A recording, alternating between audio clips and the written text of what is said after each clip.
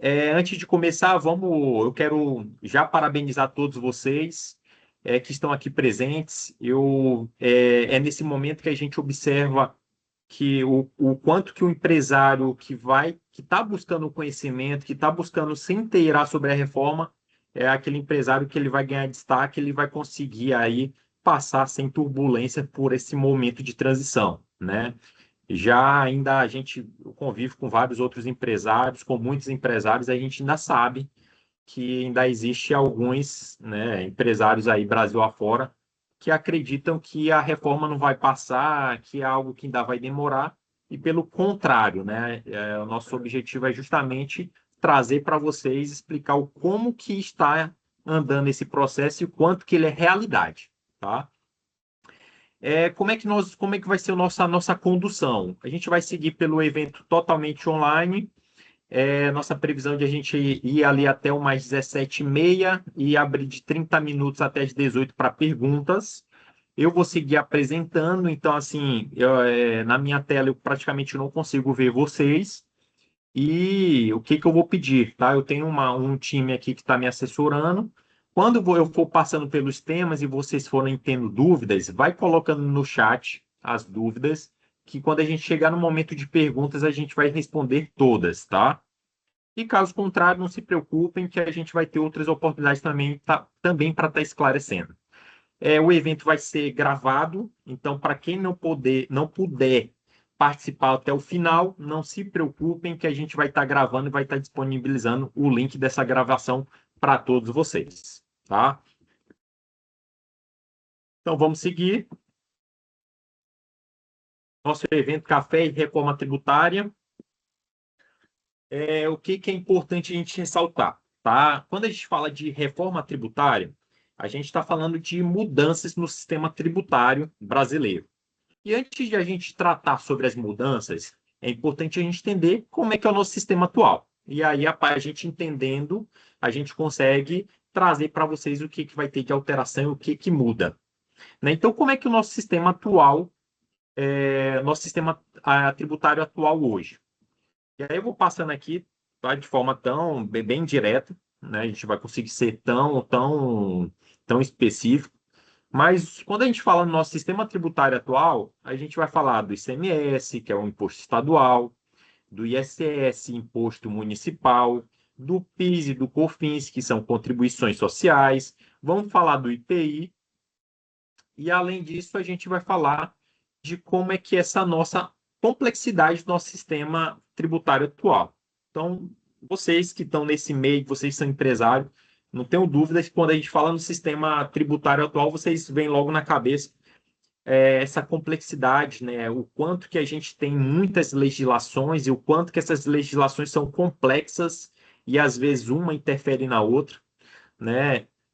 Como também a guerra fiscal que a gente vive hoje, estados que beneficiam determinada indústria, estados que têm alíquotas de ICMS diferenciados entre um e outro, ICMS antecipado, ICMS diferencial de alíquota, e essas milhares de regras que perpassam esse sistema que variam desde as regras federais, regras estaduais do ICMS e regras municipais, tá? Como também, hoje, o nosso sistema tributário atual, a gente tem o sistema de cumulatividade e o sistema de não cumulatividade, que eu vou explicar mais no detalhe isso mais à frente para vocês, como também nós temos nossos regimes tributários atuais, e os principais deles são Simples Nacional, lucro presumido e lucro real. O Simples Nacional é aquele onde nós temos ali os impostos federais sendo calculados por anexo, aí tem o anexo 1 do comércio, anexo 2 da indústria, anexo 3 de serviço, e para a gente encontrar qual é a alíquota, a gente precisa perpassar pelas faixas com base no faturamento dos últimos 12 meses, para a gente encontrar a alíquota efetiva. E temos também o lucro presumido, que para a gente apurar os impostos, o imposto de renda e contribuição, a gente precisa trazer para uma margem presumida, uma margem de lucro presumido, que, por exemplo, em regra geral, no serviço, a gente está falando de uma presunção de 32%, e aí sim você aplica os 15% de imposto de renda e os 9% de contribuição, tá? E no lucro real, que a gente tem nossa base, em regra geral, para fins de PIS e COFINS, a gente tem a regra da não cumulatividade, então você se aproveita de crédito na entrada, tá? Na aquisição de insumos, e você também tem ali a sua base de cálculo para imposto de renda e contribuição com base no lucro real, o lucro efetivo que a sua empresa obtém, tá? E aí a gente começa, entendendo essa sistemática atual, a gente começa a trazer aqui o que é a reforma tributária e como é que ela vai funcionar. Então, primeiramente, a reforma tributária, ela, para que ela pudesse acontecer, foi necessário uma emenda constitucional. Então, houve alteração na Constituição, que é a emenda constitucional 132 de 2023, onde ela altera, trazendo a possibilidade de a gente ter a reforma sobre o consumo, né, através da criação do IVA dual. E mais para frente, tivemos em 25 a Lei Complementar 214, onde regulamenta o IBS e o CBS, o imposto seletivo e os regimes específicos, tá?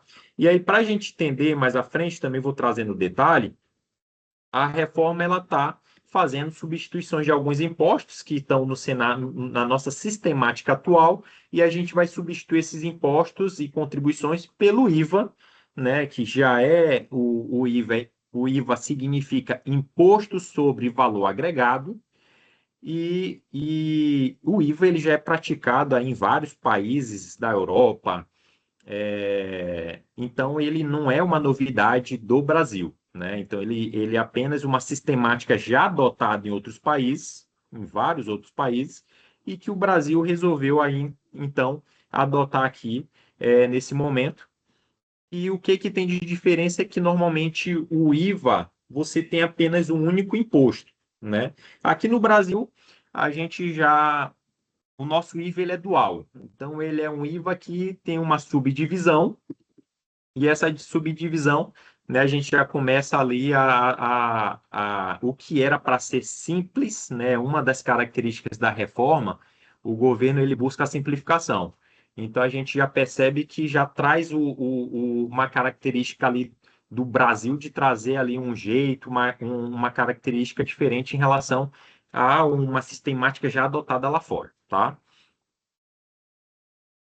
É, quais são os objetivos da reforma tributária para o governo, né? Então, o governo ele busca através da reforma a simplificação, a gente através da simplificação a gente ter ali uma melhor sistemática em relação à nossa legislação, em relação à forma de que esses tributos são arrecadados, uma simplificação na forma como esse imposto ele repassa pelas cadeias, né, desde da indústria até o varejo e até o consumidor final.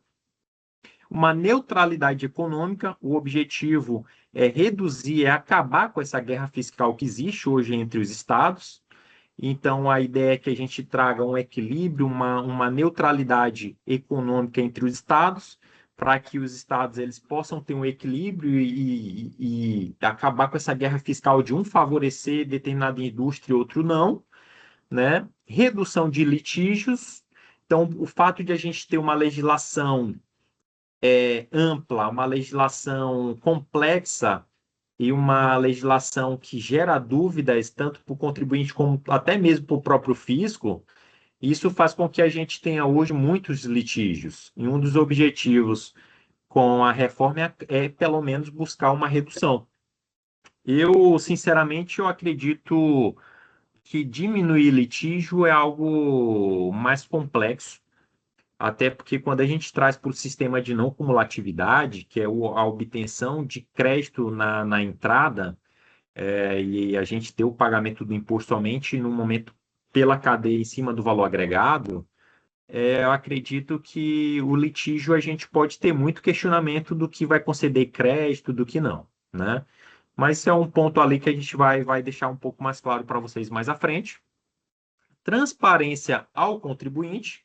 Hoje, o consumidor final, quando ele adquirir determinado serviço ou produto, ele não sabe exatamente quanto que ele está pagando de imposto ao adquirir aquele bem ou aquele serviço. Então, um dos objetivos da reforma é que o contribuinte, o consumidor final, no momento que ele obter determinado produto, lá na nota fiscal vai dizer, vai discriminar quanto que ele está pagando de IVA, quanto ele está pagando de BS e de CBS, tá? Ainda assim, para esse primeiro momento, essa transparência a gente não vai ter em sua completa totalidade, até porque o IVA ele não vai substituir todos os impostos. Para vocês terem uma ideia, já antecipando o que a gente vai ver mais à frente, a gente está falando de substituições do ICMS, SS, PIS, COFINS e IPI. Mas nesse momento a reforma ela não está trabalhando e não vai tratar imposto de renda e contribuição. Então, quando a gente forma o preço, a gente considera imposto de renda e contribuição. E quando a gente for destacar nesse primeiro momento na nota fiscal o IVA, o contribuinte vai entender apenas do que ele está pagando de IVA, mas de imposto de renda e contribuição ainda não. Então, nesse primeiro momento vai ter transparência, sim, mas não 100%, tá? E a harmonização federativa, que também foi o que eu já coloquei para vocês, que também tem relação com a neutralidade econômica, e que a gente tem ali um equilíbrio entre os estados, tá? Como é que é a nossa estrutura do IVA dual, tá? Primeiramente, para a gente entender, eu trouxe essa imagem que é quais são os tributos que vão ser alterados, tá? E aí, como eu expliquei para vocês, essa reforma, ela é a reforma sobre o consumo. Ela é uma reforma onde o objetivo é com que o preço, os tributos, eles recaiam sempre lá na última cadeia no consumidor final, tá? Então, essa reforma, ela trata sobre o impacto sobre a tributação de bens e serviços do consumo. Então, para a gente entender e se tornar mais prático, no momento do consumo, o consumidor final, ao consumir determinado bem e serviço, ele está pagando pelo ICMS, ele está pagando pelo ISS, ele está pagando pelo PIS, pelo COFINS e o IPI, tá? E o que que vai acontecer? Esses impostos eles vão ser substituídos pelo IVA, que o IVA deveria ser um só, mas aqui no Brasil ele vai ser um IVA dual. A gente vai ter o CBS, que é da União, que quer dizer o quê? Contribuições sobre bens e serviços, e temos o IBS, Imposto sobre Bens e Serviços. A contribuição sobre bens e serviços, que vai ser de administração da União, do governo federal, essa contribuição ela vai substituir as contribuições atuais, que é o PIS e o COFINS, tá? Nesse quadro aqui ao lado também fica mais claro. Então, a gente vai ter o CBS, as contribuições sobre bens e serviços, que vai substituir o PIS e o COFINS, e o IBS, que é o Imposto sobre Bens e Serviços, que é de âmbito estadual e municipal, ele vai substituir o ISS e o ICMS. E o IPI, que ele vai ser substituído pelo imposto seletivo. O que é importante destacar também nesse momento? Quando o governo lançou a ideia da reforma tributária, foi colocada, alguns de vocês devem ter acompanhado, a ideia de não aumento da carga tributária. Né? Então, vamos fazer reforma, não vai ter aumento de carga tributária e está tudo bem. E aí, para eles comprovarem e deixar claro para todos nós que isso vai ser dessa maneira, eles criaram um teto onde, quando o governo arrecadar até um percentual do PIB, que seria exatamente o que já tem de arrecadação hoje, ele iria fazer um processo de travar, ele não iria tributar. Então, assim, é como se fosse ali uma sistemática para quando ele identificar que a gente ultrapassou o que já é os níveis de arrecadação atuais, ele travaria. Mas o que que eu acho isso bem confuso, né? Porque vamos imaginar, em que momento a gente vai saber, nós consumidores, nós contribuintes, em que momento nós vamos saber que a gente já arrecadou mais do que foi arrecadado em períodos anteriores? Quem que vai acompanhar isso? E em que momento, vamos imaginar, a reforma ela já existe, ela já está acontecendo. Em que momento vamos imaginar que a arrecadação ela ultrapasse o que já é arrecadado atualmente? Em que momento o governo vai chegar para a gente e vai dizer assim, já chegou no teto, suspende aí a arrecadação? Então é algo assim difícil de acreditar, tá? E também é importante explicar para todos vocês que a reforma ela trata os impactos sobre o tributo sobre o consumo, tá? Sobre bens e serviços. E aí o que que o governo fez? Um dos objetivos é pegar determinados produtos e reduzir e serviços e reduzir a carga tributária desses produtos e serviços, em paralelo, para equilibrar, trazer um aumento de carga tributária para outros produtos e serviços. Exemplo, alimentação, produtos alimentícios da cesta básica, medicamentos. A ideia do governo é reduzir a carga tributária desses produtos que fazem bem à saúde, produtos que são benéficos ao consumidor, ao ser humano, né? E esses produtos buscar uma isenção e assim fazer com que o preço final chegue ao consumidor de forma mais barata. E para fazer isso, ele vai buscar o equilíbrio. Eu vou reduzir de um lado, mas em contrapartida eu vou buscar o equilíbrio e buscar aumentar a carga tributária em outros produtos. E aí ele criou a ideia do imposto seletivo, que é o quê? Pegar aqueles produtos que fazem mal à saúde e mal ao meio ambiente, exemplo, cerveja, o cigarro, e esses produtos ele vai aumentar a carga tributária deles. Então, para a gente ter uma noção, para quem já consome cerveja hoje, para quem gosta ali da cerveja e já acha caro hoje, a gente pode observar que o preço da cerveja, o preço dos cigarros vão aumentar ainda mais, tá? Então, se buscou também esse equilíbrio entre reduzir carga tributária de determinados produtos para aumentar o de outros, tá? Características do IBS e do CBS. Não cumulativo. O que quer dizer não cumulativo? E mais à frente eu trouxe uma imagem ilustrativa para ficar muito mais claro para todos vocês. O não cumulativo é pagar o imposto sobre a margem agregada. Então, quando você compra determinado produto, vamos imaginar você tem um comércio. Quando você compra um determinado produto, você comprou por 100 e vai vender, vai colocar quando você vai vender, você vai colocar os impostos e a sua margem e você vai vender por 150. Então, nesse momento aqui que você comprar, o governo está dizendo, vai dizer o que vai acontecer nessa sistemática. Você vai obter o crédito de imposto que você pagou nessa compra e você vai abater do valor do imposto sobre a venda.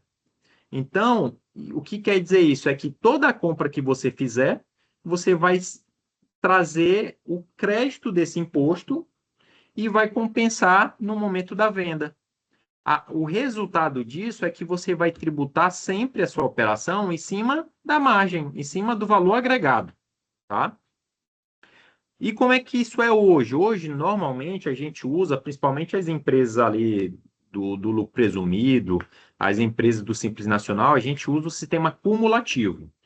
O cumulativo, você acaba a cada cadeia, o imposto ele vai se acumulando. Então, eu comprei por 100, quem me vendeu já pagou o imposto. Aí eu pego os 100, acrescento a minha margem e vendo por 150. Aí eu já pago o imposto sobre os 150. Vocês percebem que quem vendeu por 100 já pagou? Quando eu vendo sobre os 150, esse 100 ele é custo do meu preço, do preço de quem está vendendo. Então eu pago novamente. E aí você observa a cada cadeia, a cada processo, até chegar no consumidor final, você tem imposto sobre imposto, e isso é a sistemática da cumulatividade. Amplicíssima base tributária. O que quer dizer isso? É que o objetivo, o IVA, com o IBS e CBS, o objetivo é que ele tenha uma ampla base e possa alcançar praticamente todos os bens e serviços, né? E aí, assim, a gente ter todos esses bens e serviços impactados pela reforma, é, sobre essa característica do IBS e da CBS, tá? Com a possibilidade de crédito financeiro, que é justamente essa sistemática do crédito, da não cumulatividade, a incidência no destino, como eu expliquei para vocês, por ser a reforma do consumo, o objetivo é que o impacto tributário ele seja sempre, ele recaia no consumidor final, tá? Então, a cadeia, ao repassar por cada cadeia, a gente vai ter a carga sendo totalmente alcançada em sua totalidade lá no consumidor final, tá? E alíquotas uniformes por ente federativo, né? Então, hoje, se fala de uma alíquota padrão para o IVA de em torno de BS e CBS juntos, somado, de em torno de 26% a 28%, tá? E aí, por que se tornou IVA dual? Porque a ideia é que fosse uma alíquota padrão, uniforme geral para o Brasil todo, mas como a gente sabe que os nossos estados têm poderes, né, e eles iriam perder essa autonomia, aí os estados não acataram e houve esse questionamento, e aí se criou o IVA dual, um momento onde você pega ali o IBS, que é de administração ali dos municípios e do estado, e aí você passa a dar uma autonomia para os estados e municípios, e apesar de você ter uma alíquota padrão, mas os estados e municípios eles vão poder determinar quais são suas alíquotas, portanto que siga o padrão. Então eles não vão poder definir qualquer alíquotas. E também as alíquotas definidas pelos estados e municípios não vão poder variar muito do que a alíquota padrão definida pela União, tá? E cobrança via split payment. Alguns de vocês já devem ter ouvido falar que a sistemática do split e eu vou só antecipar aqui que a gente vai explicar isso com mais detalhe mais à frente, é o governo criar uma sistemática onde, no momento em que você paga, no momento em que o consumidor final ele faz o pagamento, automaticamente o imposto ele vai ser segregado e o que é do fornecedor vai diretamente para o fornecedor de forma eletrônica e o que é de imposto vai diretamente para uma conta da própria União, do comitê gestor da reforma, para poder esse valor do imposto já ficar sobre domínio do próprio governo, né? Então, automaticamente, no momento que você paga o fornecedor, eletronicamente já vai ter essa separação, tá? Mas isso a gente vai explicar no detalhe mais à frente também. Qual a alíquota padrão do IVA? Né? Como eu expliquei para vocês, é o imposto sobre o valor agregado. E aí eu trouxe aqui alguns países. Essa aqui, eu até tirei isso aqui do próprio site do Senado e trazendo aqui alguns países que já se utilizam do IVA. Né? A gente tem Hungria com 27%, Suécia com 25%, Finlândia com 24%. E a gente está trazendo aqui a estimativa hoje para o Brasil, se fala entre 26% e 28%. Antes não se falava nem 28%, hoje já se fala, né? Então a gente já pode observar que a gente está trabalhando aí para já ser um dos maiores IVA do mundo, né? E é bacana trazer esse contraponto, porque o que a gente pode observar aqui, e até eu comentei com vocês, que a gente está falando de, tá, vamos equilibrar a carga tributária, não vai ter nem aumento nem redução, mas em contrapartida a gente já entra com IVA aí, liderando aí a possibilidade de ser o número um aí do mundo em relação à carga tributária. Para a gente entender melhor a sistemática da não cumulatividade, e como eu expliquei para vocês, essa sistemática ela é uma sistemática padrão do IVA. Ela é uma sistemática que vai ser adotada de forma universal para todas as empresas. E o que é importante destacar é que atualmente existem sim empresas que já se utilizam da não cumulatividade. Normalmente são aquelas empresas do lucro real, né, que tem o PIS e o COFINS não cumulativo e elas já vivem essa sistemática de se poder utilizar de crédito nas compras e de pagar o imposto somente sobre o valor agregado, tá? Já a gente sabe que hoje no Brasil a grande maioria das nossas empresas elas estão no Simples Nacional. Então, trazer uma sistemática da não cumulatividade, ao falar isso é algo que talvez seja até novidade para muitos empresários, para muitos contribuintes, né? E aí, para ficar um pouquinho mais claro, só para a gente entender como é que é hoje. Hoje, a maioria das empresas elas estão na sistemática da cumulatividade, tá? Então, como é que funciona a cumulatividade? Vamos imaginar essa primeira operação é uma empresa de TI prestando serviço para um escritório de advocacia, tá? Então, nessa primeira operação, essa empresa de TI ela vai prestar o serviço por 125. E dentro desse valor, dentro desses 125, ela já tem embutido na formação de preço dela o PIS, o COFINS e o ISS no valor de R$ 10,81, tá? E aí esse valor sem imposto seria 114, tá? Aqui tudo bem.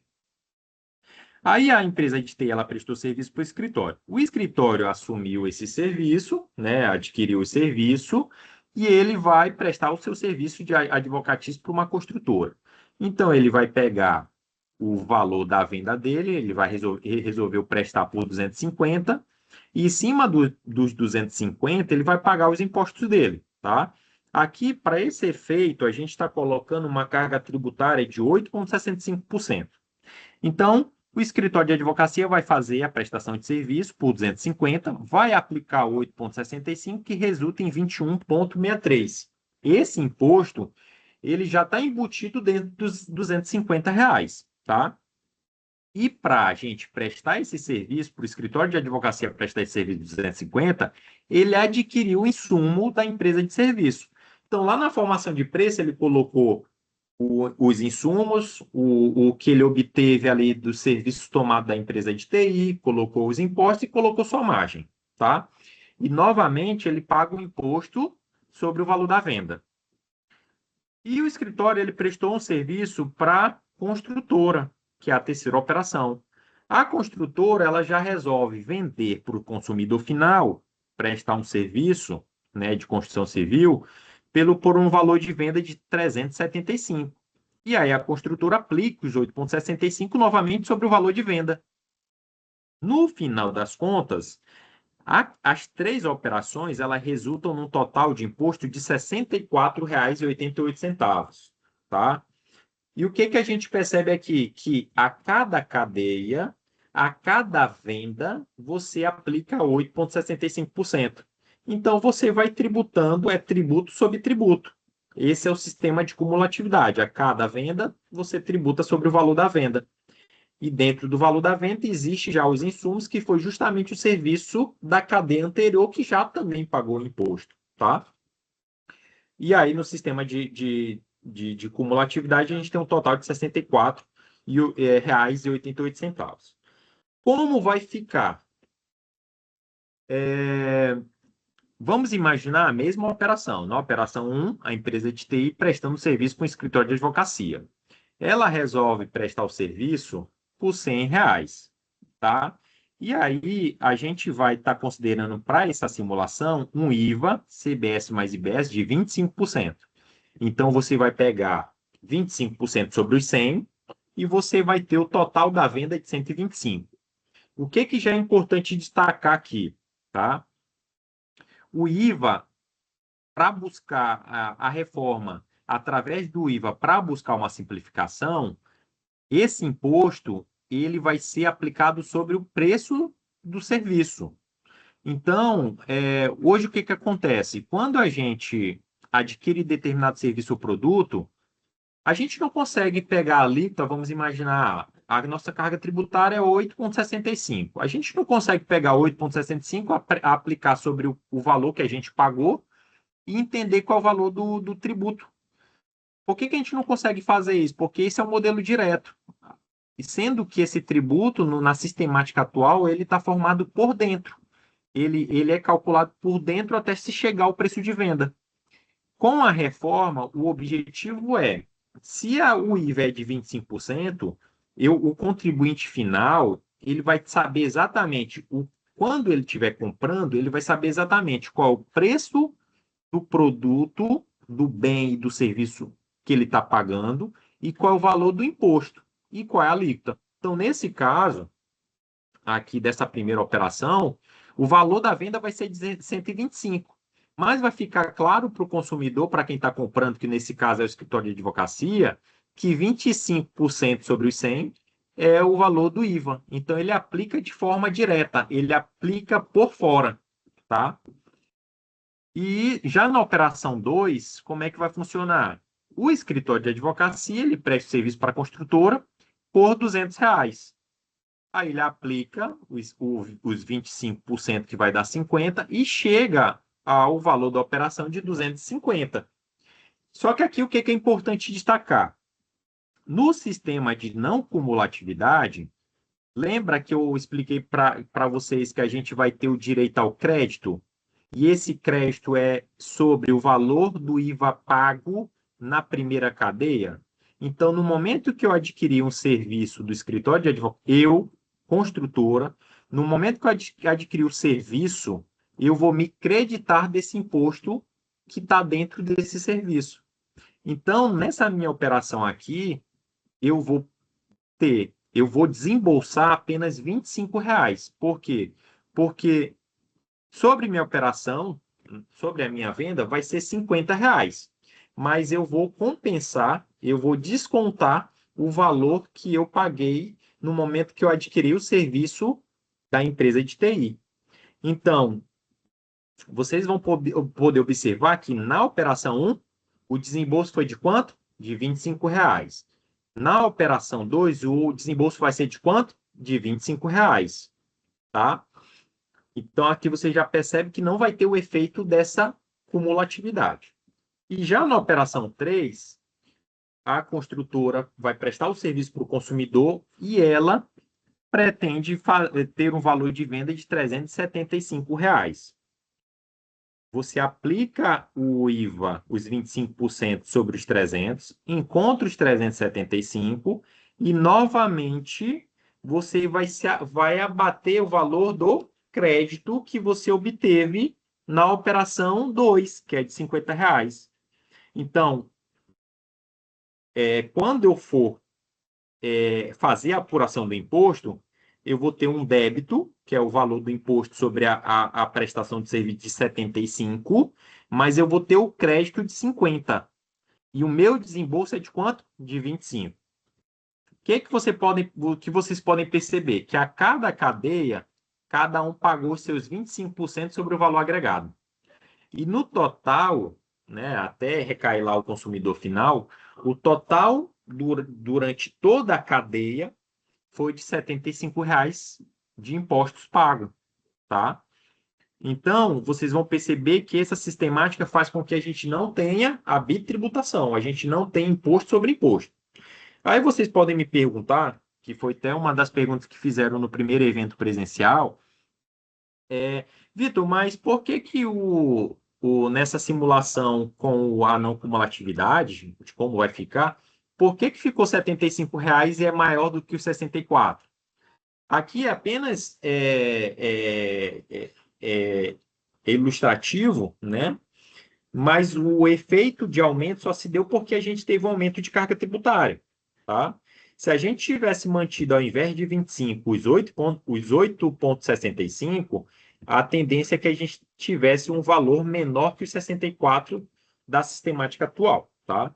Então, apesar de ter tido esse aumento aqui, mas esse aumento ele só aconteceu por conta do aumento da carga tributária através do IVA, tá?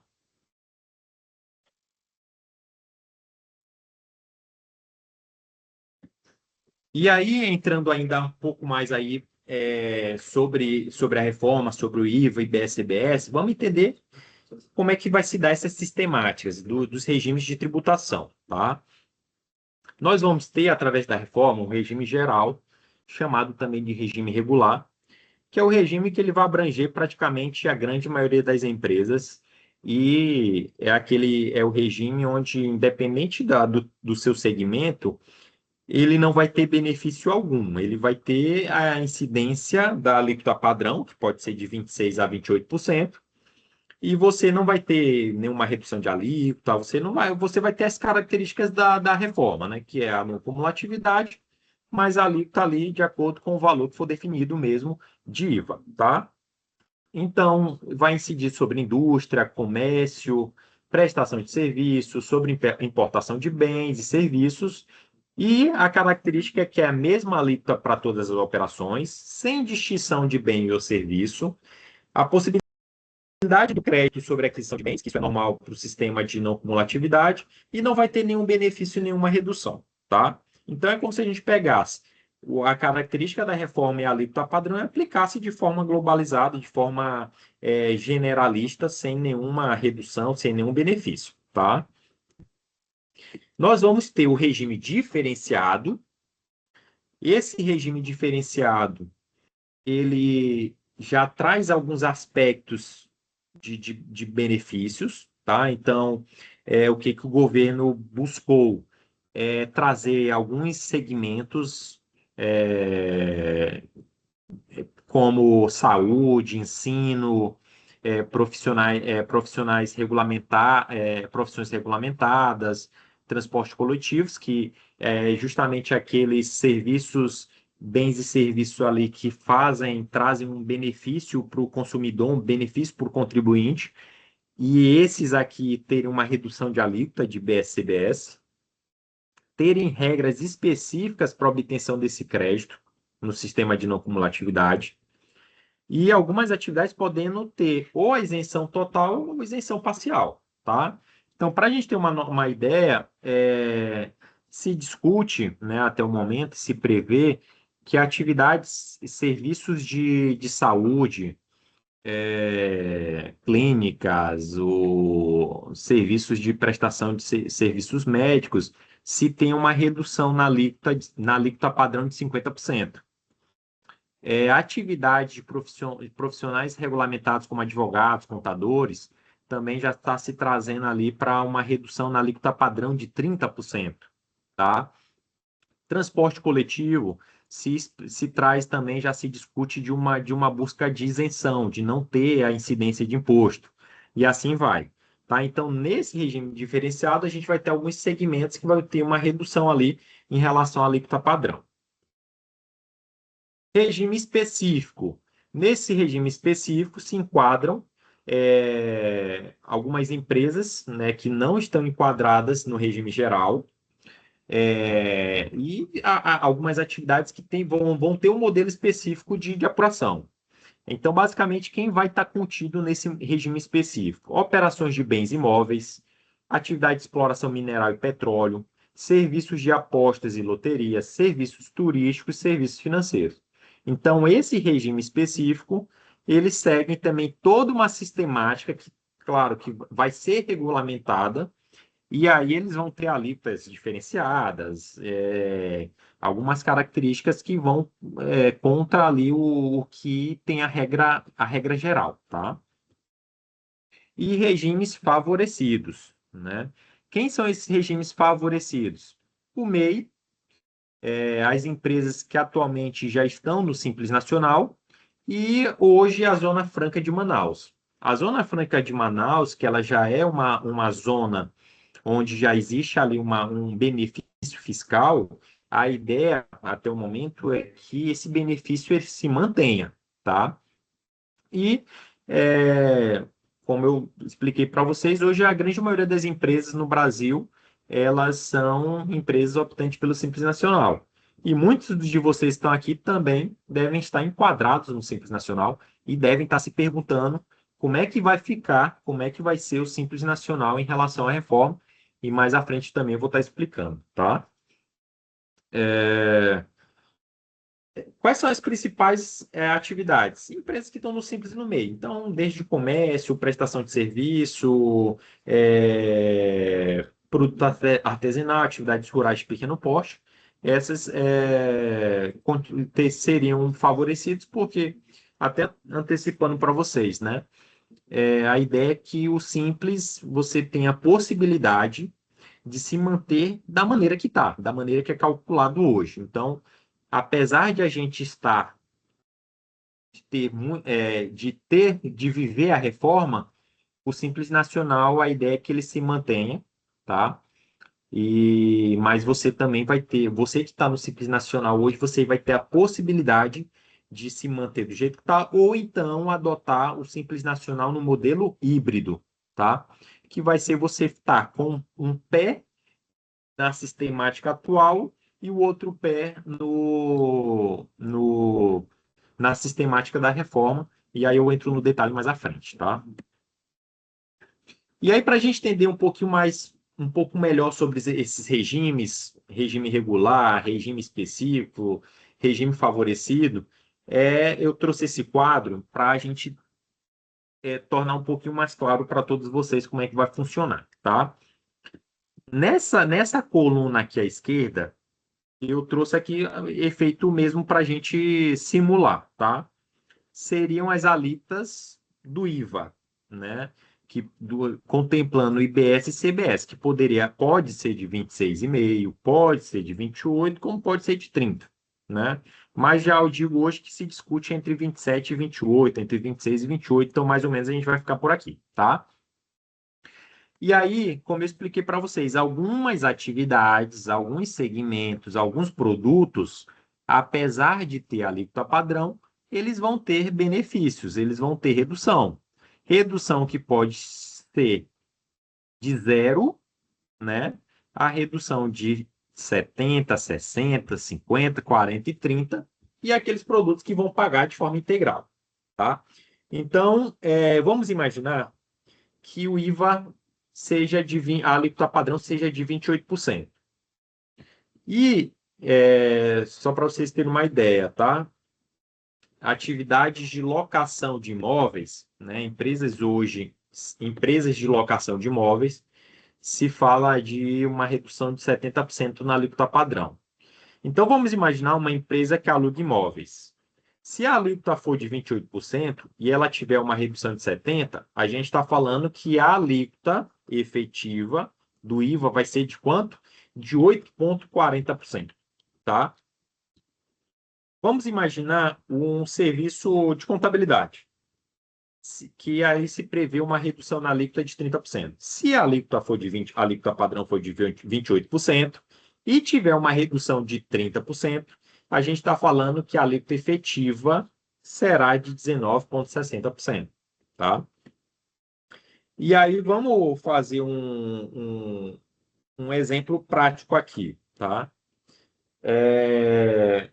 Hoje, uma atividade de locação de imóveis, você paga 0,65 de PIS, 3 de COFINS, você paga ali uma presunção de 32, né, no lucro presumido, dá mais ou menos,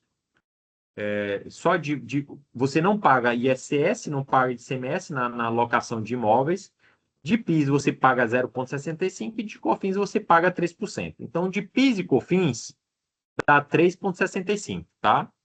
Se a gente vai tirar, então, o PIS e o COFINS e substituir pelo IBS-CBS, e o IBS-CBS a gente está dizendo que vai ser de 8,40, logo a gente vai estar trocando 3,65 por 8,40. Então, mais ou menos aqui a carga tributária que hoje, de forma geral, para uma empresa de locação, que normalmente é de 11,33, a gente está falando que ela vai para 19%, 19 e pouco por cento. Então, assim, a gente percebe que, apesar de a gente ter uma redução considerável em relação à alíquota padrão, que no primeiro momento pode nos trazer, se eu vou ter uma redução, isso vai ser um benefício para mim, não vou ser tão impactado pela reforma, a gente pode perceber que a atividade, por mais que tenha essa redução, a carga tributária vai aumentar. E aí, o que a gente percebe, tá? Claro que de forma assim ampla, geral. Empresas de serviço, empresas de serviço, onde a gente tem normalmente, na prestação de serviço, o que a gente tem de custo? Basicamente é folha de pagamento e insumos, né? Mas os insumos não é da mesma maneira que a gente tem na indústria e no comércio. Então, na prestação de serviço, a folha de pagamento, que é o nosso principal custo, ela não vai gerar crédito. Então, quer dizer que a gente paga um IVA, a gente vai pagar o IVA, vai se obter crédito, vai, mas não da folha de pagamento, somente dos insumos, né, que a gente obteve, com exceção da folha. Então, Vitor, se o meu principal custo é folha de pagamento, logo tudo indica, se o meu serviço for ter um aumento dessa carga tributária, conforme tu está demonstrando, então quer dizer que as prestações de serviço todas vão ter basicamente um aumento de carga tributária, tá? Claro que estou trazendo isso para vocês de forma global, de forma generalista, tá? Mas a gente precisa, cada caso é um caso, cada segmento, com base a essas reduções, a gente vai ter que estudar e fazer planejamento, tá? Quando a gente traz o comércio e as indústrias, então o comércio você compra a mercadoria, você acrescenta o imposto e a margem e revende. E o seu principal custo é o quê? É a mercadoria, é a mercadoria adquirida. Então, se eu vou obter o crédito dessa mercadoria, então quer dizer que eu vou pagar o imposto sobre o valor agregado. Então, nesse sentido, em comércio e indústria tende a ter um favorecimento e tende a ter uma redução de carga tributária, tá? Ou, se não reduzir, um equilíbrio. E aí, quando a gente vai olhar de forma global, eu posso estar trazendo aqui para vocês e vocês devem estar pensando assim: Vitor, então tu está me dizendo que vai ter um aumento de carga tributária? Basicamente, vai ter um aumento de carga tributária. E os principais impactados vão ser a prestação de serviço, tá? É, E o comércio, pelo fato da não cumulatividade, aí você busca ter esse equilíbrio, tá? O que também é importante ressaltar, que eu acabei não explicando lá anteriormente para vocês, é que a sistemática da não cumulatividade ela vai contemplar todas as compras, independente se é custo ou se é despesa. Então, Vitor, na minha empresa eu adquiro serviço de contabilidade, eu adquiro serviço de advocatício. Eu vou poder me acreditar? Vai, tá? E por que eu trago isso? Porque existe empresa hoje do lucro real, né, que já se utilizam dessa sistemática de não cumulatividade, mas que a obtenção do crédito é somente sobre os insumos, né, adquiridos para prestação de serviço, energia elétrica, aluguel, mas elas não podem se creditar, elas não podem obter esse crédito sobre um serviço contábil, porque não necessariamente é um bem, é um serviço obtido para prestação de serviço, tá? Cronograma de implementação. Então, aqui é para deixar vocês um pouco mais cientes de como é que está o andamento e da implementação da reforma e qual é o impacto disso para todos nós, para as nossas empresas, né? Então, a ideia é que em 2026 ela seja o ano teste, onde nós vamos ter a aplicação de um IBS, que é o Imposto sobre Bens e Serviços de 0,1%, mais a CBS de 0,9%, tá? Então, são alíquotas bem pequenas, são alíquotas só para a gente testar. A ideia do governo é testar toda a sistemática do IVA. E também, por ser um momento de teste, o próprio o governo ele já está trazendo também, verificando uma possibilidade de como é que ele vai fazer para poder também ele compensar esses impostos pagos em 2026 com o que já é pago de imposto atualmente, né? Então, a ideia é que em 26 não tenha, apesar de você já estar ali com o pé no IBS e no CBS, mas que não tenha um aumento e nem majoração da carga tributária, tá? Então, para 26, conforme o quadro, PIS e COFINS sem alteração, mantém da maneira que está. CBS de 0,90%, ICMS sem alteração, ISS sem alteração, IBS 0,1% e somente contemplando estados.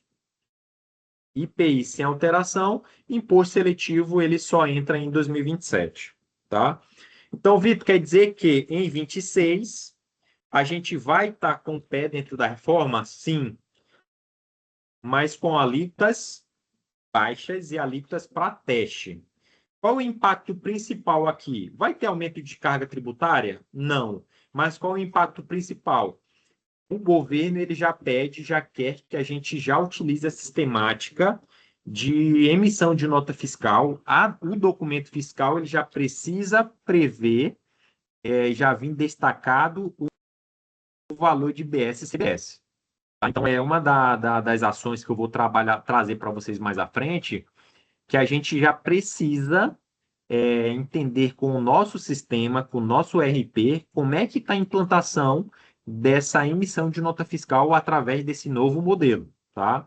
E aí, para vocês terem uma ideia, isso já tem muita nota técnica disponibilizada pela Receita Federal e já estou convivendo com alguns clientes nossos, com alguns sistemas, onde eles já desenvolveram essas ferramentas, essa plataforma, e aí é um trabalho ali de fazer configuração, de determinar ali quais são os produtos, quais são os bens que vocês vão aplicar esse 0,9 e esse 0,1, tá?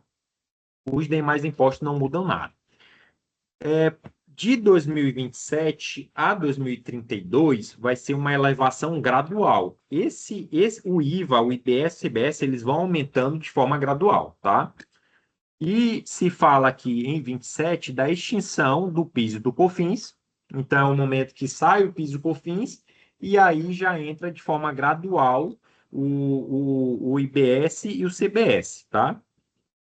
Nesse quadro, eu trouxe para vocês, para 2027 e 2028, um CBS de 8,80 e o IBS de 0,05, tanto estadual quanto municipal. Mas já digo para vocês que de 27 para frente, ainda tem muito a ser regulamentado. Então, tudo indica que não deva ser essas alíquotas e também tudo indica que ainda está muito cedo para poder a gente prever se realmente o PIS e o COFINS vão ser extintos, tá? Então, o que eu digo, já trago também de sugestões. Se eu vou ter alíquotas gradativas, e que, de acordo com esse aumento, isso vai impactar a minha carga tributária, o aumento da carga tributária. Então, o primeiro passo que a gente tem que entender e acompanhar de perto essas regulamentações. Ainda tem muita regulamentação que vai ser definida e a ideia é que em 2026 isso venha muito mais à tona, né? E que a gente faça esse trabalho de acompanhar, porque assim que a gente for tendo esse aumento graduativo e tendo a certeza desse aumento, a gente possa ali fazer um trabalho de revisão dos nossos preços, né? Porque a partir do momento que eu tenho um efeito na carga tributária, uma alteração no meu, diretamente ligado à alteração do meu preço. E é importante destacar que se eu tenho um contrato de prestação de serviço, e esse contrato de prestação ele prevalece aí durante esse período de transição, é importante deixar claro nesses contratos que vem a reforma tributária, que pode ter aumento de carga tributária, que isso precisa ser alterado no preço, né? Para você, por exemplo, vou fechar um contrato hoje e fecha definindo um preço conforme o sistema tributário atual, e lá na frente você não ter a possibilidade, né, de fazer uma revisão desse preço por conta de ele ter sido um contrato assinado no período anterior à reforma, tá?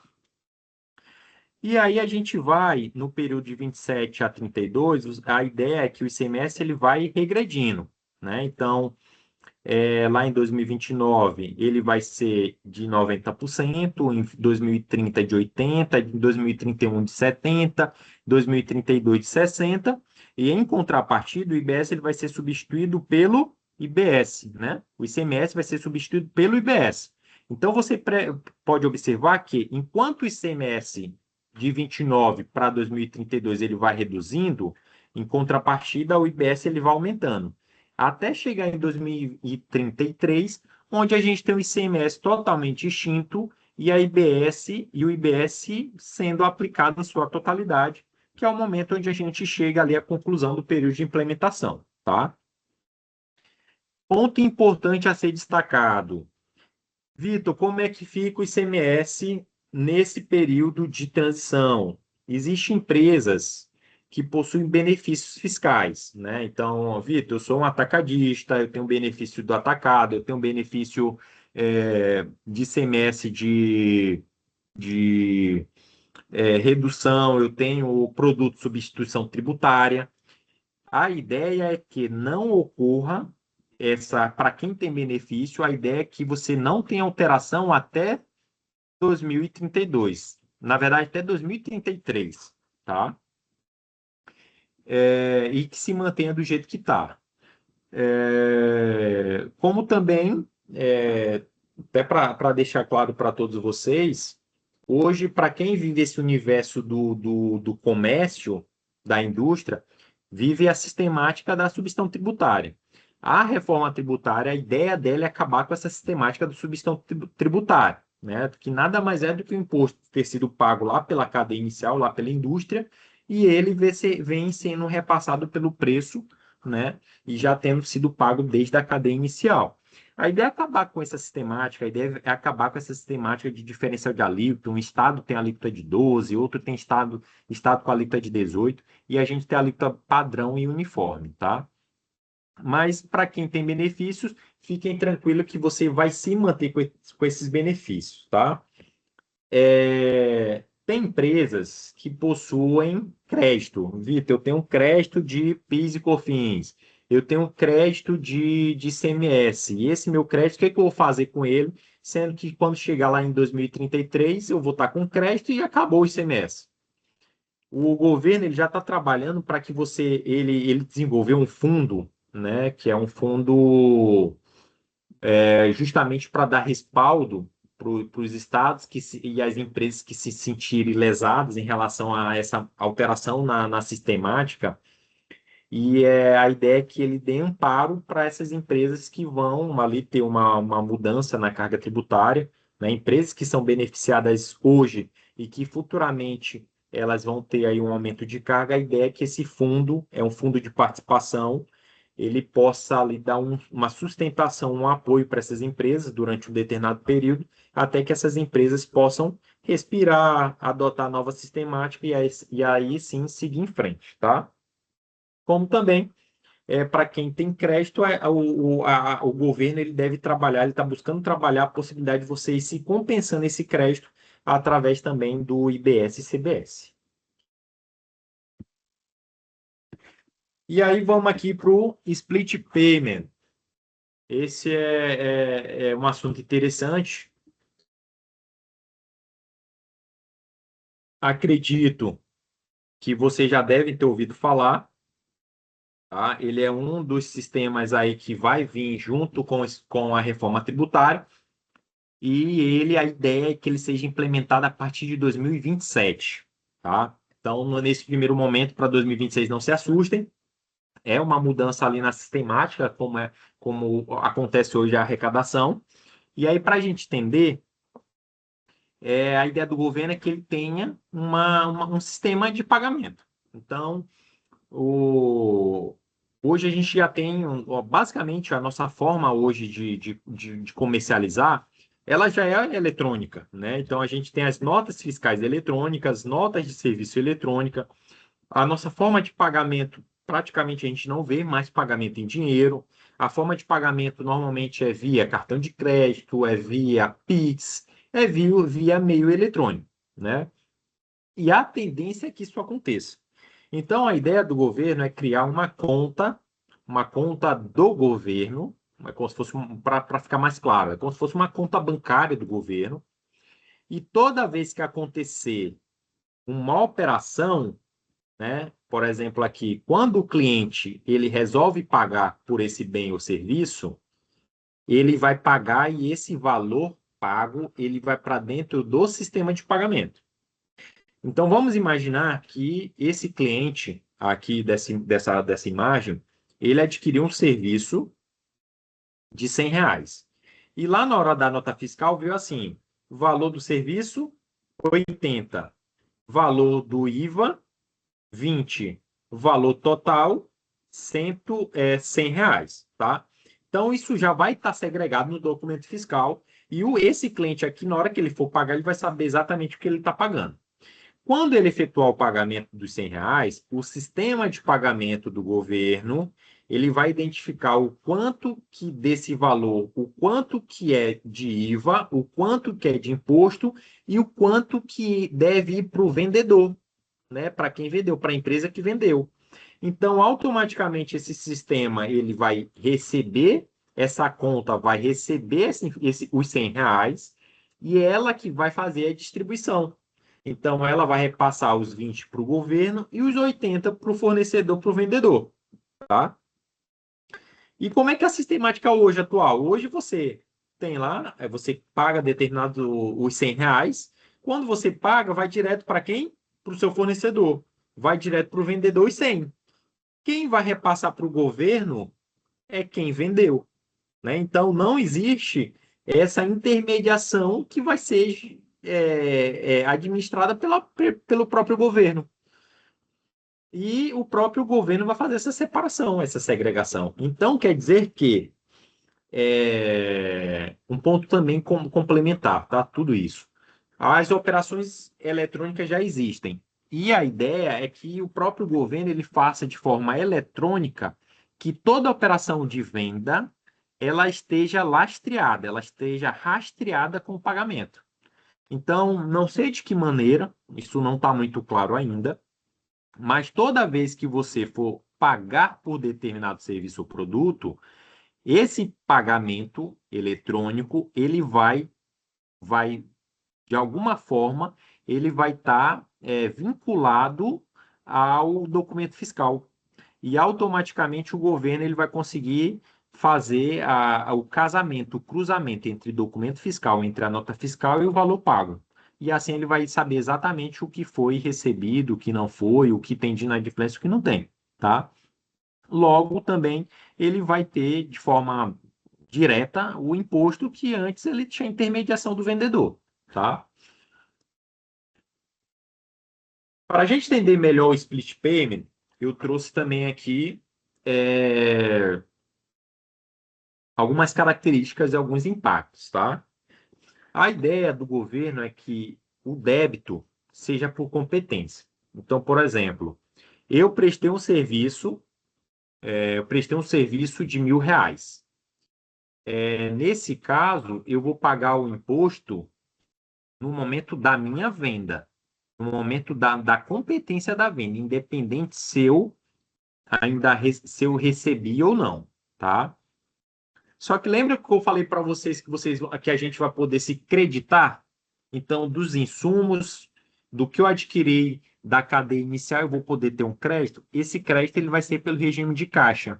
Então, você só vai ter o direito ao crédito se efetivamente você tiver feito o pagamento do seu fornecedor. Então, vamos imaginar que lá naquele nosso exemplo, a gente adquiriu um serviço por R$ 100 e o meu crédito ali, vamos imaginar que seja de 25, né? Então, eu já tenho um crédito de 25 e eu vendi por 200. O meu débito vai ser de 50. Nesse caso aqui, quando eu for apurar, eu vou ter um débito de 50 menos o crédito de 25 e a gente vai fazer ali a compensação e vou desembolsar apenas os 25, tá? Quem vai fazer essa apuração, esse levantamento do débito e do crédito, não vai ser hoje nós, contadores, contabilidade, porque hoje já quem apura os impostos somos nós, somos os contadores. Só que vai ter uma sistemática do próprio governo através do split payment, através dessa sistemática, que o governo está chamando de apuração assistida. E essa apuração ela já tem teste, já está em processamento, em processo de teste. Se você entrar no site da reforma, da própria Receita, você vai observar, já tem até uns vídeos que demonstram. Acho que eu trouxe. Deixa eu ver. Eu trouxe um exemplo aqui, ó, só para vocês terem uma ideia. Esse aqui eu peguei do próprio site da Receita, onde ele traz nessa apuração assistida que quem vai apurar vai ser o próprio sistema do governo, o próprio sistema da Receita. Ele vai dizer para você o quanto que ele apurou, o quanto que tem de débito, o quanto tem de crédito, e de crédito apropriado, e o quanto que é de guia. E você vai aqui e gera aqui a guia ou efetua o pagamento, tá? Então, aqui é importante a gente salientar que vai ter uma sistemática de forma muito eletrônica e que, basicamente, a gente vai ter um impacto no fluxo de caixa. Por que isso? Porque o que acontecia anteriormente? Normalmente, a gente... primeiro, você tinha a opção de deixar de pagar o seu fornecedor, se você estivesse passando ali por algum problema de fluxo de caixa, cara, eu vou escolher a minha conta aqui, eu vou escolher conta, eu vou escolher o que pagar, eu vou deixar esse determinado fornecedor para pagar depois. Se você fizer isso, você não vai obter o crédito. Logo, você vai pagar mais impostos. Então, esse é um dos impactos. O segundo impacto é que, se para eu ter o crédito, eu preciso efetuar o pagamento do fornecedor, quer dizer que eu vou pagar meu fornecedor, vou pagar o imposto da minha operação de venda porque ela é por competência, independente se eu recebi ou não. Então, se eu vendi a prazo, vendi em 4 parcelas, em 10 parcelas, pelo que a gente está observando, a ideia é que você pague no momento da venda, independente se você pagou, independente se foi parcelado ou não. Então, a ideia e a tendência é que você tenha que pagar o imposto, independente se você recebeu ou não. Não tem mais essa sistemática de regime de caixa como ainda existe hoje para algumas empresas, tá? E já o crédito, você vai obter no momento que você paga. Então, para você obter o crédito, você vai ter que pagar seu fornecedor. E se você pagar seu fornecedor de forma em parcelas, esse crédito também você vai obter parcelado. Então, a cada parcela você vai obtendo ali o percentual relativo desse crédito, tá? E aí eu trouxe alguns impactos. Compliance do pagamento dos créditos pelos fornecedores, né? Como eu expliquei para você ter crédito, você vai ter que pagar seu fornecedor, por conta do regime de caixa. Necessidade de conciliação de crédito advindos do split na apuração assistida. Então, se existe uma apuração assistida e essa apuração ela vai ser apurada pela própria Receita Federal, então a gente vai ter que fazer um trabalho e o nosso RP, o nosso sistema, nós contadores, nós vamos ter que fazer um trabalho de revisar esses créditos para saber se está fazendo sentido ou não. Porque apesar de a Receita fazer a apuração assistida, vamos ser nós que vamos revisar e definir se é aquilo mesmo ou não, tá? Necessidade de vínculo um a um dos documentos fiscais com a operação financeira para garantir o crédito. E é justamente o que eu expliquei para vocês. A ideia é que, de forma eletrônica, cada documento fiscal esteja lastreado com a operação financeira e que, para você garantir o crédito, você tem que ter essa operação financeira realizada. Necessidade de ajustar contratos para garantir que a falta de pagamento dos tributos dos fornecedores serão ajustados comercialmente, né? Então, o que que acontece aqui? Se você não tiver, vamos imaginar que você prestou determinado serviço, né? É, e caso, na verdade, você adquira o serviço, o que que pode acontecer?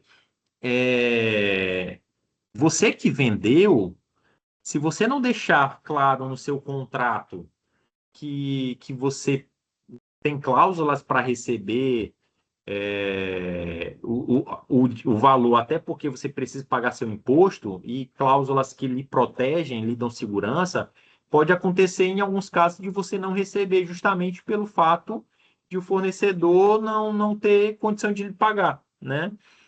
Mas o que pode acontecer aqui é que acaba que isso ajuda de alguma maneira no controle da inadimplência, porque os fornecedores, para eles obterem o crédito, eles acabam que eles vão ter que pagar, eles vão ter que desembolsar, né? Mas é um ponto aqui para se ter atenção, tá? Necessidade de rever fluxo de caixa das empresas. O que que é importante aqui? Se eu pago no momento da venda, e eu só obtenho o crédito no momento que eu pago, logo isso impulsiona você a ter que manter seus fornecedores pagos, tá? Caso contrário, você não vai ter direito a crédito. E caso você resolva vender de forma parcelada, você vai ter que desembolsar o valor do imposto no momento da venda. Então, aqui há um descasamento de fluxo de caixa, o que força você a ter que pagar o imposto mesmo sem ter recebido e a manter seus fornecedores pagos em dia, caso contrário, você não vai obter o crédito. Então, a tendência aqui é que você tenha cada vez mais um fluxo de caixa enxuto, cada vez um fluxo de caixa mais apertado. E aí vem a questão lá, né, de aí vai se trabalhar e vai se questionar muito sobre até que ponto vai valer a pena eu prestar um serviço a prazo, em quantas parcelas eu vou dividir esse serviço. Então, são pontos aí que vai ter que ser simulado para poder a gente ter um entendimento e para você também ter um fluxo de caixa previsto, tá?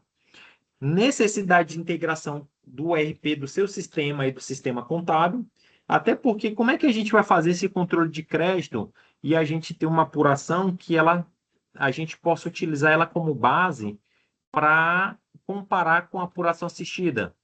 Então, e a ideia é que a gente vai continuar apurando os impostos, vamos continuar apurando o débito, vamos continuar apurando os créditos, vamos fazer a apuração e vamos pegar essa nossa apuração e bater com a apuração da Receita Federal. E para a gente ter isso, a gente vai ter que sistema que faça essa integração, que faça todo essa integração de crédito, de pagamento, de fluxo de caixa, de considerar o crédito pelo pagamento, de considerar o débito pela venda, tá? E aí, Simples Nacional, que eu acho que era muito alguma das incógnitas em relação a Vitor, eu sou do Simples Nacional, como é que vai ficar as empresas do Simples Nacional? Como eu já tinha antecipado, empresas do Simples Nacional elas vão poder se manter no modelo regular, o que quer dizer, apesar da reforma tributária, eu vou poder seguir apurando no Simples Nacional da maneira que estou, tá? Na mesma sistemática. Mas você também vai poder ir para o modelo híbrido. Lá no Simples Nacional, você tem uma única guia. Dentro dessa guia, você tem PIS, COFINS, INSS, que é a contribuição patronal, ISS, ICMS, Imposto de Renda e Contribuição. Se você optar pelo modelo híbrido, você vai tirar o PIS, o ISS, o ICMS e a COFINS da guia do Simples Nacional, vai deixar apenas o INSS, a contribuição patronal, o Imposto de Renda e a contribuição, e você vai trazer o PIS, o COFINS, o ICMS e o ISS para dentro do modelo da reforma tributária, apurando via sistemática não cumulativa e de acordo com a alíquota padrão do IVA, tá? Para isso ficar muito mais claro para todos vocês, vai ter que ser feito planejamento tributário, vai ter que ser feito cálculo para a gente entender o que é melhor eu me manter do jeito que eu estou deixa eu simular como é que vai ser no modelo híbrido. Será que eu vou ter insumo suficiente para me dar crédito para que eu possa compensar e pagar somente sobre o valor agregado? E no momento que a gente for fazer isso, fazer esse estudo, a gente identificar qual é a melhor sistemática para você que está no Simples Nacional hoje, tá? E o modelo híbrido, a Receita ela explica que a tendência é que você seja opcional 2 vezes por ano. Você vai poder optar por semestre, em janeiro e em julho, né? Que você vai poder fazer essa opção. Então, feita a opção, e claro, essa opção ela tem que ser feita através de um planejamento tributário, que a gente tem que fazer isso por vocês, para poder a gente adotar qual é o melhor regime ou não, tá? Como também empresas que estão no Simples Nacional, elas vão conceder o crédito. Isso aqui é importante trazer isso para todos vocês, porque o crédito de PIS, de COFINS, que vão ser substituídos pela CBS, esse para empresas que estão no Simples Nacional, esse crédito ele vai ser repassado para o adquirente de acordo com a alíquota que foi paga pelo fornecedor, tá? E como a alíquota do Simples são alíquotas reduzidas, o que que pode acontecer aqui? Vamos imaginar que eu sou do Simples Nacional e eu vou prestar um serviço para uma empresa que ela está dentro, na sua essência, dentro da reforma com um IVA de 28%.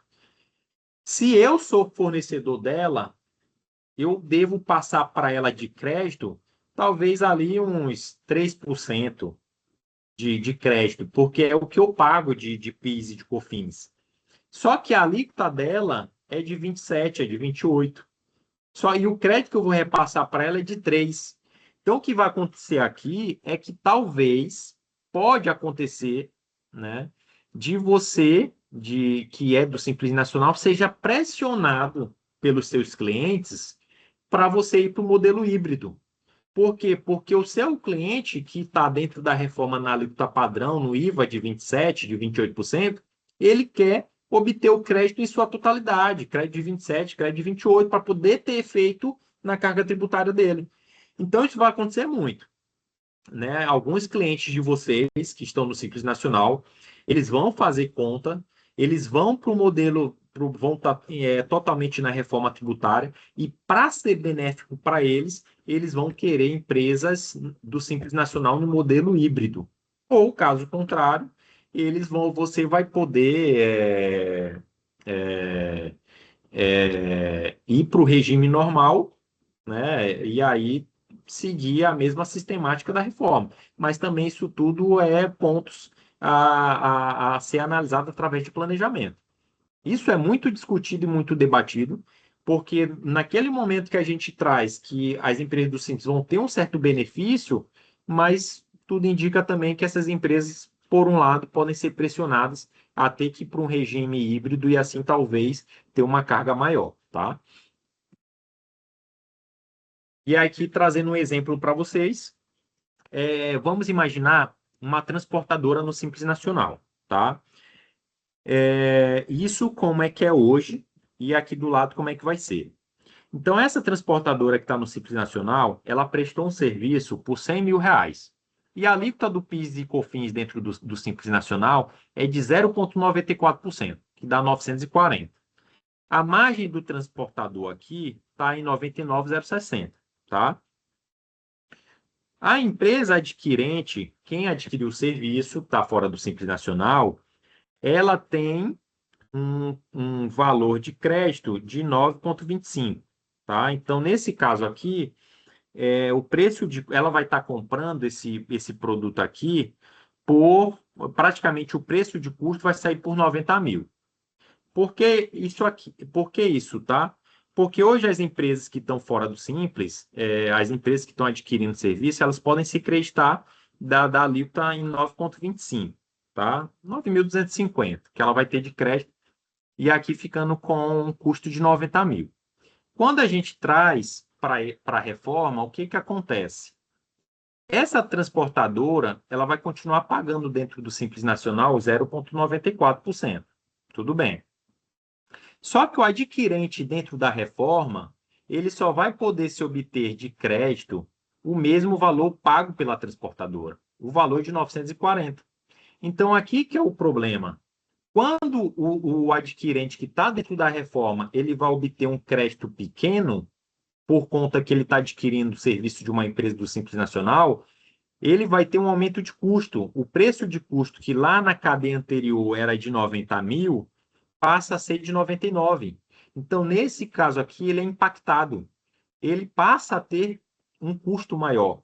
Nesse sentido, ele vai poder chamar a transportadora e dizer: ó, eu preciso que você vá para o regime híbrido, ou preciso que você vá para o regime regular. Por quê? Porque eu preciso que ter um crédito com base no que eu pago de imposto hoje, tá?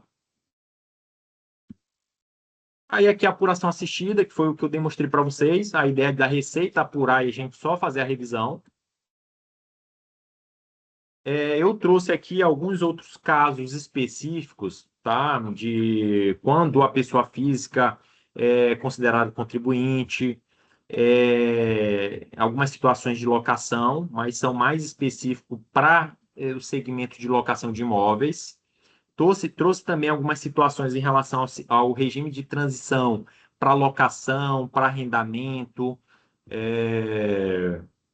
seção onerosa, que é um regime mais ali, são aspectos mais voltados para a área imobiliária. O regime de transição para incorporação imobiliária, através do RET. E esses aqui eu vou passar por eles porque eles são mais específicos para dentro do regime imobiliário, tá? E aí, para a gente não pegar muito tempo, até porque já vai dar 5h30, para a gente concluir e entrar para as perguntas, que deve ter bastante, vamos para os impactos imediatos. Primeiro impacto imediato é a gente, independente de reforma ou não, se precisa ter planejamento tributário. Então, é preciso desenhar de acordo com o contexto de cada empresa, de acordo com o segmento de cada empresa, qual é a carga tributária que ela paga hoje e se existe algum benefício ou não e possibilidade de reduzir carga tributária, tá? De forma através de estudo e de legislação, né? Como também vai ser preciso ser feito planejamento quando a gente entrar ali a partir de 2027, quando a gente começa a ter ali o efeito da transição e já ter um aumento ali em relação ao IBS e o CBS. Revisão de contratos, é fundamental revisar o contrato justamente por conta da possibilidade de você ter aumento de carga tributária no momento de transição. Então, é interessante que seus contratos tenham respaldo em relação a isso, como também o próprio contrato já pensar e simular a previsão em relação à forma de pagamento, à forma de recebimento, e entender como é que ficaria isso em relação ao seu fluxo de caixa. Revisar a precificação, isso aqui é fundamental. A revisão de precificação para 2026 não necessariamente vai ser necessário, mas a partir de 27, quando a gente tiver já os aumentos das alíquotas assim, vai ser fundamental. Revisão de orçamento, né? Lógico que eu estou falando que talvez é possível um aumento de carga tributária, é necessário revisar o orçamento. Na revisão de precificação também é importante salientar, se tem aumento de carga tributária, a gente vai repassar isso no preço, então necessariamente precisa os preços dos produtos serem revisados, como também revisar a margem. Em alguns casos a gente sabe que preço ele depende do mercado, então não necessariamente eu vou conseguir alterar o preço repassando o valor do imposto. Talvez eu tenha que consumir parte das minhas margens, tá? Transparência na composição de preços aos clientes. Então, o que vai acontecer muito? Clientes vão ter, além da nota fiscal e ter a segregação lá no documento do que ele está pagando de BS-CBS, alguns clientes, quando você for adquirir um determinado produto, você vai querer saber como é que ele está formando aquele preço, tá? Um exemplo prático. Teve um cliente que já tem acho que um mês já, tá? Ele recebeu por e-mail de um determinado fornecedor explicando que a partir de janeiro de 26, por conta da reforma, ele teria um aumento no preço de 20%, tá? Só que o que não faz sentido é que a gente sabe que para 26 não vai ter um efeito imediato e que também o efeito não é de 20%. Então, nesse sentido aqui, Isso pode acontecer com todos vocês. E nesse sentido aqui, você tem que pedir para ele desmembrar, para você demonstrar como é que ele está formando esse preço, como é que ele está trazendo os impactos da reforma tributária nessa formação de preço, tá? Estrutura de precificação incorporando os impactos tributários, aproveitamento de crédito tributário. Então, é necessário fazer um exercício de caso, isso já pode ser feito de forma imediata. Deixa eu identificar quais são os meus serviços, quais são os meus bens adquiridos, quais são os meus insumos e quais são. E se eu fosse simular ele na reforma tributária, qual seria o que me geraria o crédito e o que não me geraria, né? Então, já é um exercício que dá para ser feito. Como também já fazendo um trabalho de identificar quem são seus fornecedores e qual o regime desses fornecedores. Por quê? Porque se eles são do Simples Nacional, você já tem uma ideia de que você só vai obter o crédito na alíquota menor que a alíquota que ele paga pelo Simples Nacional, tá? Liquidez em relação ao caixa em relação ao split de pagamento, né, que foi o que eu expliquei para vocês, que isso a gente vai começar a ter um efeito a partir de 2027.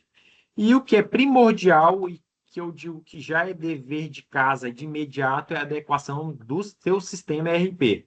Você precisa, nesse primeiro momento, já buscar o seu sistema, buscar o suporte, já entender o que o sistema está se adequando em relação à reforma, porque para 2026, para janeiro, a gente já vai precisar ter as notas fiscais com destaque do 0,1 e 0,9 do IBS e CBS, tá?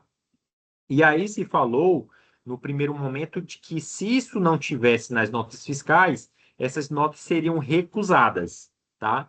E aí essa semana já saiu uma nota explicando ali da Receita, explicando que talvez não tenha essa recusa.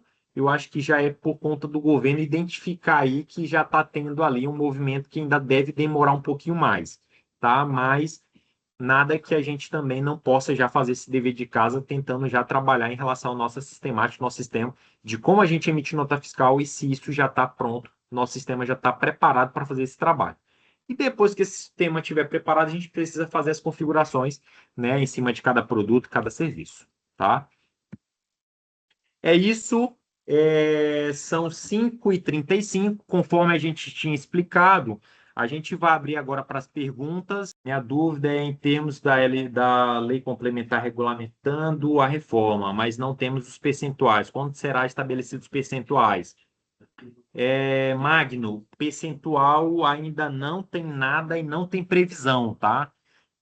Ainda nas discussões que a gente acompanha em relação ao Senado, em relação ao que vem sendo discutido, só se comenta ali entre os 26% e 28%. Então, é algo que a gente também ainda está no escuro, tá? Como eu expliquei, ainda tem muita coisa para ser regulamentado. Eu acho que isso vai ficando amadurecendo com o passar dos anos, principalmente ali em 2026, tá? Em relação ao benefício da exportação. Hoje, Matheus, já tem empresas que fazem exportação, elas já não pagam os impostos, o PIS, o COFINS, tá? Isso já está claro também que através da reforma a exportação ela continua também tendo esses benefícios e não seguirá sem pagar o CBS, tá? Então isso também está tranquilo. Luciano, no caso de locação de imóveis, a alíquota de IBS-CBS fica mantida em 3,65 até 2029, conforme previsto no capítulo do regime transitório. Isso mesmo. Isso vale tanto para a locação residencial quanto comercial. Excelente, Luciano. E isso é importante ressaltar, tá? Era uma daqueles últimos slides que eu coloquei, que para essa atividade imobiliária, atividades de imóveis, existe o regime de transição. E o regime de transição vai te permitir pagar os 3,65 e manter essa alíquota até 2029. Isso mesmo, muito bom. Se na folha de pagamento não haverá geração de crédito, pode ocorrer o aumento de funcionários de PJ para assim gerar crédito? Matheus, boa pergunta. Normalmente, a folha de pagamento não vai gerar crédito, tá? O que pode acontecer é muito essa pejotização. Tá, eu vou desligar meus colaboradores, vou criar uma empresa e vou jogar eles dentro dessa pessoa jurídica e a gente vai obter, eles vão emitir nota fiscal e a gente vai fazer isso através de PJ, tá? O que é importante destacar? Isso até tem algumas empresas que já fazem isso hoje, mas isso vai de encontro à legislação trabalhista. Então, assim, a partir do momento que tu tem uma pejotização, que tu coloca colaboradores dentro de uma PJ e eles têm características de CLT, eles têm carga horária, eles têm só tem vínculo empregatício somente com a tua empresa, eles têm submissão, isso pode te colocar em risco. Então, por um lado, tu tem o benefício da geração de crédito, mas por outro, tu passa a ter um risco trabalhista desse colaborador te questionar aí sobre os encargos trabalhistas, tá? No split payment, como será o abatimento dos créditos? No momento do pagamento, é isso mesmo, tá? O crédito, ele vai ser, como eu expliquei, né? O débito vai ser no momento que você vende. Então, vendi lá R$ 1.000, aplico 25%. Vamos imaginar que ter 250. Aí você já tem 250 para pagar, mas você só vai obter o crédito quando você pagar o seu fornecedor, que é o momento que a Receita, através do split, ela segrega o que vai de imposto para um lado, para gerar o crédito, e o que vai ali para o seu fornecedor, tá? E então ele vai estar atrelado ao pagamento. Se um cliente não pagar o fornecedor e, consequentemente, não pagar o IVA, quem ficará como devedor do imposto, fornecedor ou cliente? Então, nesse caso aqui, o cliente, só para a gente entender aqui, tá? O fornecedor nessa operação aqui é quem está vendendo, né? E o cliente, ele está obtendo o serviço. E quando ele obtém o serviço, para ele obter o crédito e o benefício desse crédito na sistemática de apuração, ele precisa fazer o pagamento do imposto, tá? Então, nesse caso aqui, para ele obter o crédito, ele tem que pagar o fornecedor. Já em relação a quem está vendendo, que é o fornecedor aqui, ele, independente de ele receber ou não, ele vai ter que pagar o imposto dele. Ele vai ter que pagar o imposto porque o imposto ele vai ser por competência, tá? Essa sistemática do split, ela é muito, como é que pode dizer? Ela ainda causa muita confusão, tá? Porque ainda mais quando a gente traz essa sistemática de competência e caixa e esse sistema eletrônico. Então, como a Receita vai fazer isso? Então, assim, ainda é muito confuso, tá? E o split ele só entra em 27. A ideia é que ele seja implantado em 2027, mas a gente não sabe, né? Ainda tem muita coisa para acontecer, talvez até postergue, tá? Mas, assim, um ponto que é fundamental e importante, assim, a gente colocar em relação ao split, que é o que eu vejo a Receita colocar, cara, eu vou cobrar meu imposto pela competência. Então, tu já pode perceber aí que em nenhum momento a Receita vai ser lesada. E se é por competência e através de meio eletrônico, não é a gente que vai informar através de obrigação acessória. No momento que você fazer a venda, automaticamente vai cair na apuração assistida. O ponto-chave é, para eu, como é que eu diminuo esse imposto? Eu vou ter que ter crédito, então eu tenho que pagar meu fornecedor, tá? Vitor Hugo, só uma dúvida. Há 2 semanas, um hospital entrou em contato com a gente, só contextualizando, o nosso serviço é de intermediação, plataforma digital, e embora nós não tenhamos o produto para oferecer ou o serviço, nós intermediamos. Então, o paciente ele paga através da plataforma sim, o valor de uma cirurgia, sei lá, de 30 mil, que tem 15 mil de honorário médico, 10 mil de hospital, 5 mil lá de fornecedor de UPM, anyway. Então, um dos pontos é que o hospital entrou em contato para saber o seguinte: se no orçamento nós precisaríamos colocar no front, ali no front-end mesmo, para o paciente já ver, independente de nota fiscal ainda, na etapa inicial mesmo. Então, eu vou lá e eu preciso, para cumprir obrigações aí da reforma, já mensurar que, ok, 10 mil reais é do hospital, desses 10, 8 mil é de serviço e 2 mil é de impostos, isso no front, num pedido antes mesmo da emissão da nota fiscal? É isso mesmo, Ana. Isso Nossa. aí é porque vocês fazem a intermediação e a ideia do hospital é deixar isso já de acordo com os aspectos da reforma e deixar isso claro para o consumidor, que é o paciente, né? Então, Uhum. assim, como vocês fazem esse efeito de intermediação, onde vocês demonstram qual é o preço do hospital, qual é o preço do procedimento, eu vejo aí que já é o hospital preocupado com o efeito da reforma de demonstrar e ter clareza em relação ao preço Uhum. e saber se vocês já estão preparados para fazer essa demonstração, né? Então, eu Isso. vejo que isso é mais uma preocupação do hospital por conta da sistemática, e eu vejo que isso vai ser uma necessidade de vocês de readequação do sistema para poder demonstrar isso para o paciente, né? Porque hoje, só para te entender, imagina que você vai comprar um bolo, você não vai saber quanto custou as X gramas de margarina, do trigo, do fermento e whey, do que está usando ali na receita. Da mesma forma que a gente faz. Como a gente faz também o sistema de negociação com os fornecedores para baixar preço, lá, lá, lá, e eles não querem que isso sejam expostos. Então, o que a gente oferece é o seguinte: é no formato de pay-per-use, onde eu estou pagando uma cirurgia de 30 mil, eu sei que contempla anestesia geral, o valor do hospital, anyway, aquilo tudo lá que compõe, e é 30 mil reais e 10 centavos. Ok.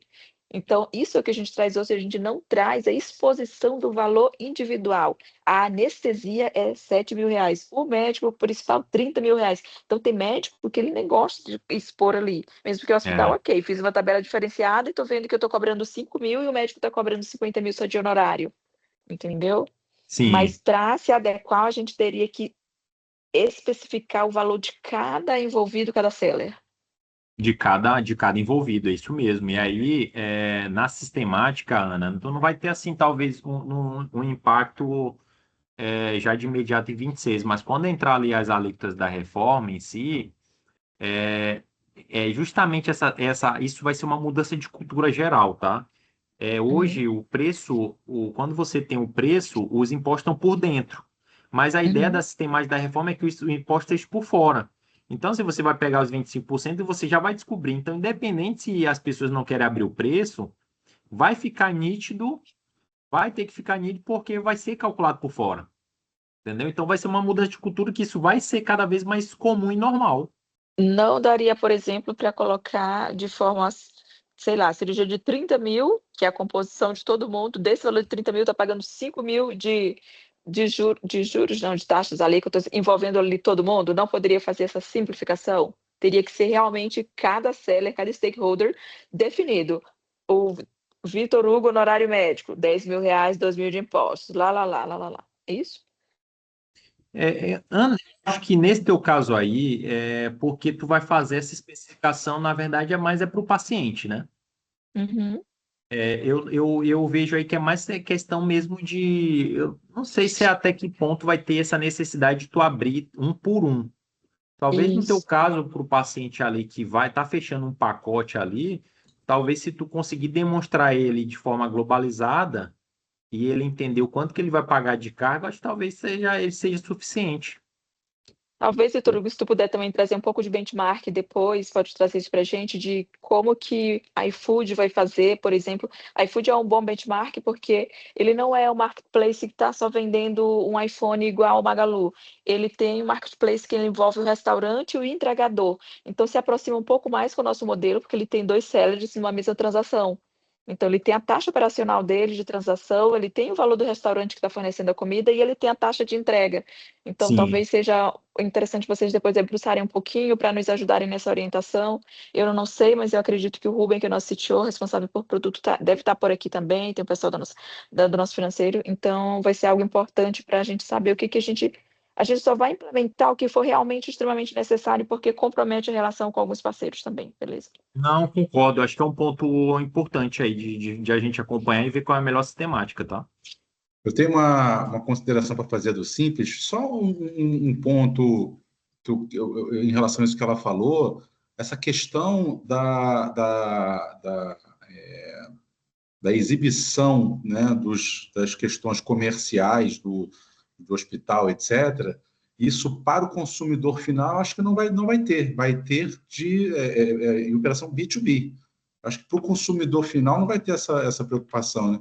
Mas, enfim, Vitor, o que eu queria falar é o seguinte: em relação às empresas do Simples, eu acho que essa tributação ela vai acabar sendo neutra. Por quê?